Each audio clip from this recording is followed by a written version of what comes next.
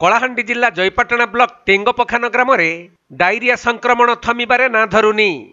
तेबे एही ग्राम 20 रु अधिक लोक माने संक्रमित होइथिबा बेले ग्राम स्वास्थ्य विभाग टीम पहुंची अस्थायी मेडिकल कैंप करिसंती।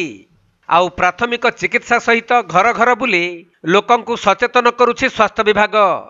तेबे संक्रमण रे गुरुतर थिबा लोकंकु जयपाटना गोष्ठी स्वास्थ्य केन्द्र एवं मुख्य चिकित्सालय रे चिकित्सा करा जाउछि। सेपटे ग्रामर लोक माने पूर्व पुरुषों पारंपरिक पूजार्चना करुछंती। एटा हमर होचे जे आज्ञा पूर्व पुरुषारू ये पीड़ा आमर दादी पुरुषा दिन से परंपरा आमे जदि छाड़ी देलु बोले आमर जगह नसी जीवा सेटा जगह नसबा बोली करी नै कि एबे आमे गोटे गुरुमे के गुरु के डाकी करी नै कि सेटा जगह शीतलाइबा लगी एसु आमे मुद्रा तबमु फरु के गडरा मारमु हेंती करमु बोली करी इटा आमे गुरुमे के डाकी करी गुरुमे गुरु के दिशारी के डाकी करी सेटा आमर पूर्व पुरुषारो इटा करूछु। डॉक्टर मने भी ताकर काम ने से मने लागिचन आमर काम ने भी आमे जेते आमर गाँर माटी पाटिर लोग सबू माँ भयन मनुष्य पिला बसी करी किना सबू आमे गोटे देवी के डाकी करी आमे सेटा गोटे आमे गोटे कार्य आमर पूर्व पुरुषारो जेनता चलीचे से काम आमे करी आनुछु। तबे कलाहांडी जिलापाल पी अन्वेषा रेड्डी जयपाटना गोष्ठी स्वास्थ्य केन्द्र परिदर्शन करी संक्रमितों स्वास्थ्यावस्था बुझिबा सहित स्थिति अनुध्यान करिसंती।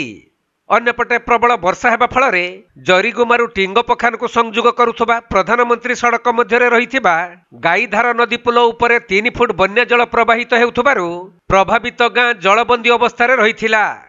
तेणु गमनागमन संपूर्ण बंद हो जाइथिबा बेले जदि वर्षार परिमाण बढ़े ताहले संक्रमितों संख्या बढ़िबा सहित परिस्थिति उद्वेगजनक होई पारे बोली आशंका करा जाउछि। किंतु ग्रामर लोक माने देवी कूपरू डायरिया संक्रमण बढ़ुथबार विश्वास करी एकत्रित भावे देवी को संतुष्ट करबा पई पूजार्चना करुथबा देखिबाकू मिलिछि।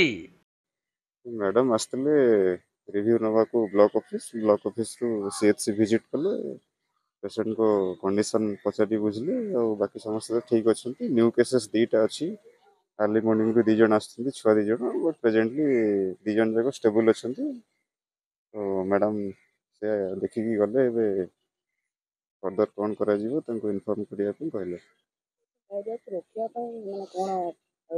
आरडब्ल्यूएसएस तांको टीम को कहाइछि समान ऑलरेडी से जगह को जाई कि से नलकूप गुडा को सीज कर दैछन्ती। बाकी टैंकर रे पानी फैसिलिटी तांको दिया हिछि सेटा मैडम मोस्टली सेटा फोकस करले कि से वाटर यूज टा कंज्यूम जो करूछि सेटा स्टॉप करिया पे बाकी टैंकर पानी टा को यूज करिया पे टैंकर पानी सर सेटा भी सफा करा जाउ नै ये से नजरटा सेटा आरडब्ल्यूएसएस टीम ही कोइ परिबे but as far as my knowledge is concern से पानी ठीक अछि। टोटल कितने जन अछि जे माने जे पेशेंट एबे हॉस्पिटल रे हमर 9 जन अछन्ते और रिकवरी किते हेले 17 हे गेले।